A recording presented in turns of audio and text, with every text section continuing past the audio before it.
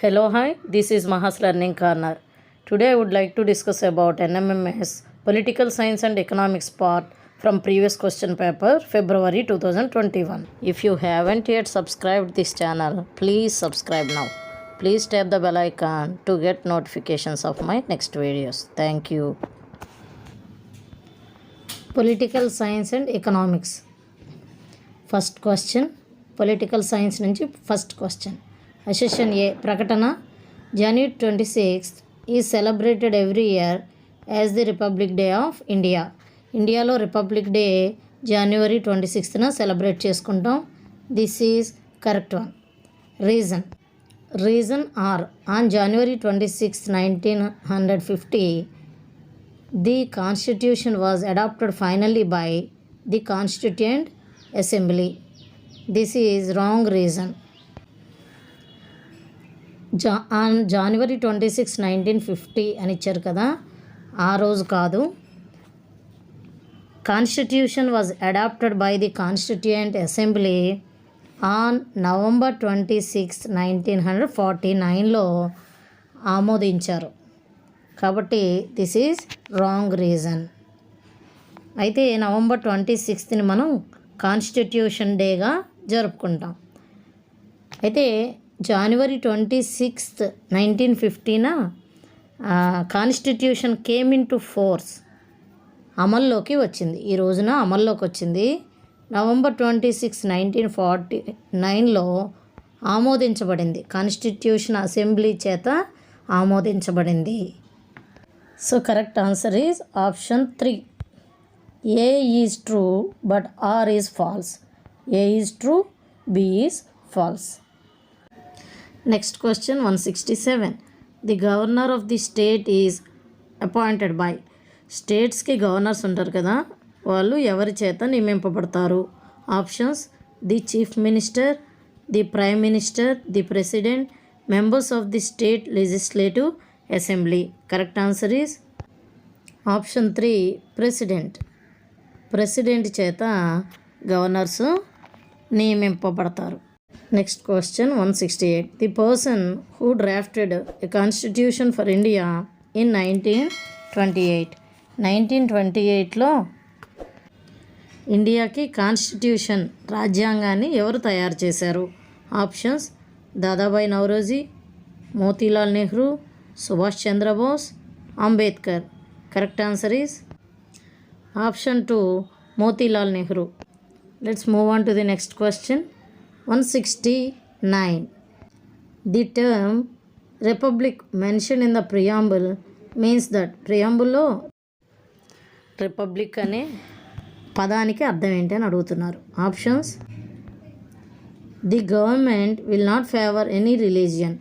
ఏ మతాన్ని government favour చేయదు. Next option: people have the supreme right to make decisions. Supreme right పీపుల్కే ఉంటుంది. Option 3, head of the state is an elected person.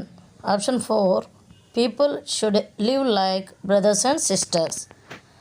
Correct option is option 3, head of the state is an elected person అనేది republic అనే వర్డ్కి అర్థం. Next question 170. Difference between directive principles and fundamental rights. Fundamental rights అంటే ప్రాథమిక హక్కులు, directive principles అంటే ఆదేశ సూత్రాలు. ఈ రెండింటికి డిఫరెన్స్ ఏంటి? Option 1, citizens can take help from the courts in case their fundamental rights are violated but there is no such possibility regarding directive principles. అంటే citizens can take help from the కోర్ట్స్కి వెళ్ళొచ్చు ఎప్పుడు వాళ్ళ fundamental rights, వాళ్ళ హక్కులకి భంగం కలిగితే వెళ్ళొచ్చు, కానీ డైరెక్టివ్ ప్రిన్సిపల్స్ విషయంలో మాత్రం ఈ కోర్టుకు వెళ్ళే అవకాశం లేదు. Second option, citizens can take help from the courts in case of the directive principles are violated but there is no such possibility regarding fundamental rights. దీని అర్థం ఏంటంటే ఆదేశ సూత్రాలు విషయంలో వాళ్ళు కోర్టు హెల్ప్ తీసుకోవచ్చు, బట్ ఫండమెంటల్ రైట్స్ విషయంలో no such possibility అంటున్నాడు. Third option, the fundamental rights are mentioned in the constitution but not the directive principles.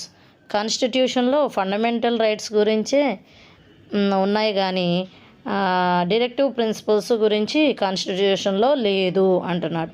Fourth option, directive principles are mention in the కాన్స్టిట్యూషన్లో directive principles గురించి పొందుపరచబడ్డాయి కానీ but not the fundamental rights గురించి ప్రస్తావించబడలేదు అంటున్నాడు. Correct answer is option 1 is the correct answer.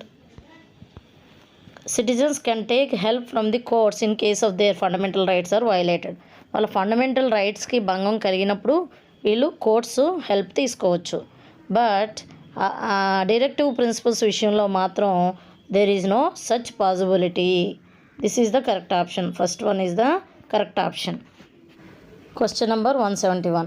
Total number of constituencies reserved for SCs in Andhra Pradesh State Legislative Assembly. Andhra Pradesh శాసనసభలో schedule caste వారికి ఎన్ని నియోజకవర్గాలు కేటాయించారు? Options 29, 7, 17, 10. Correct answer is option 1, 29. Next question 172. I shall strive for a constitution which will release India from all thraldom and patronage. I shall be satisfied with nothing else. The national leader who wrote these words. Options Jawaharlal Nehru, Gandhiji, Ambedkar, Rajendra Prasad. Correct answer is ఇక్కడ దీని అర్థం ఏంటంటే భారతదేశాన్ని అన్ని రకాల దాస్యం నుంచి from all థ్రాల్డమ్ దాస్యం నుంచి విముక్తి చేసే which will release India from all thraldom and patronize అలాంటి రాజ్యాంగం కోసం నేను కృషి చేస్తానని ఏ నేషనల్ లీడరు అన్నారు? Correct answer is option 2, Gandhiji. Gandhi గారు భారతదేశాన్ని అన్ని రకాల దాస్యం నుంచి విముక్తి చేసే రాజ్యాంగం కోసం నేను కృషి చేస్తాను అని, ఇంతకంటే తక్కువ దానితో నేను సంతృప్తి పడను, I shall be satisfied with nothing else అని అన్నాడన్నమాట గాంధీ గారు. Next question 173. Parliament consists of options Lok Sabha only, Rajya Sabha only, Lok Sabha and Rajya Sabha. Fourth option Lok Sabha, Rajya Sabha and the president. Correct answer is option 4, Lok Sabha, Rajya Sabha and the president. Option 4 Lok Sabha, Rajya Sabha and the president. Parliament అంటే లోక్సభ ఉంటుంది, Rajya Sabha and the president కూడా. Next question 174. Who among the following demanded the British colonial government in 1911 to make a law for free and compulsory education for all the children of the country?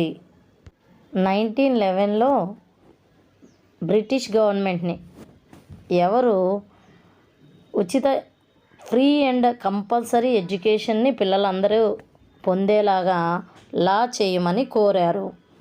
Options Bal Gangadhar Tilak, Ambedkar, Gopalakrishna Gokhale, Dadabhai Naoroji. Correct answer is option 3, Gopalakrishna Gokhale. ఈయన అప్పటి గవర్నమెంట్ని free and compulsory education for all children కోసం ఒక law చేయమని కోరారు. Let's move on to the next question 175. The chief election commissioner of India holds the office for option 6 years, 5 years, 6 years or till the age of 65 years, whichever is earlier. 5 years or till the age of 60 years, whichever is earlier. Correct answer is chief election commissioner మన India యొక్క ఎన్నికల అధికారి, ప్రధాన ఎన్నికల అధికారి పదవీ కాలం ఎంత అని అడిగారు.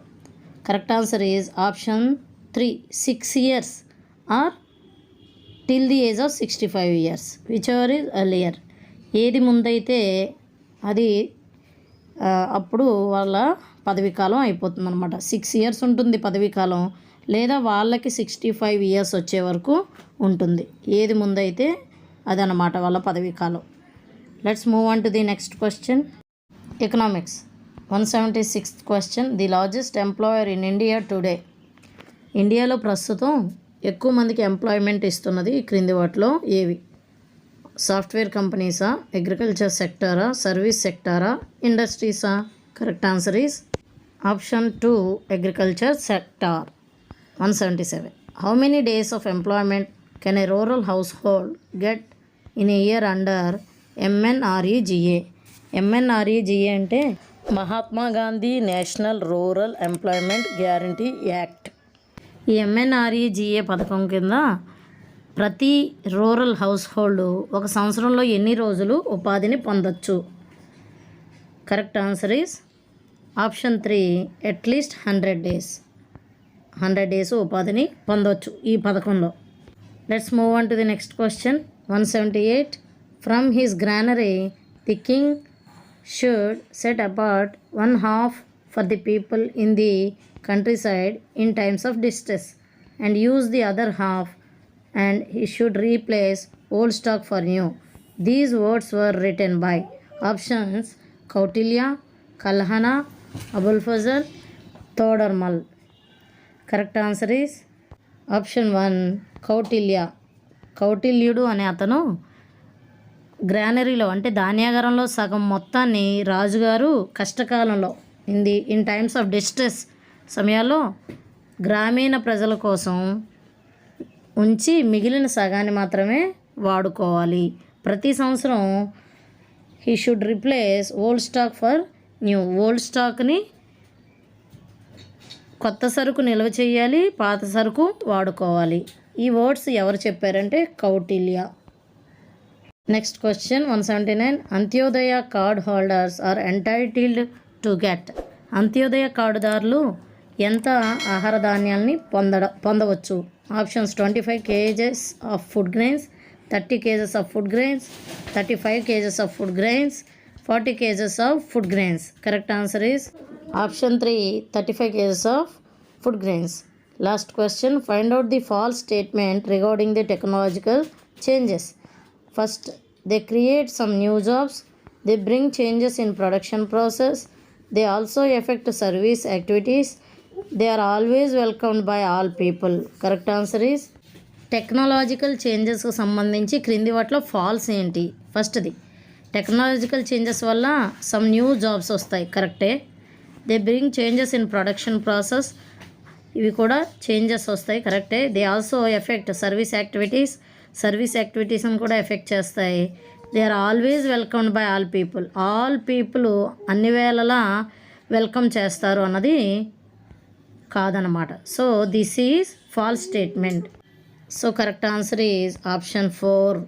This is false statement.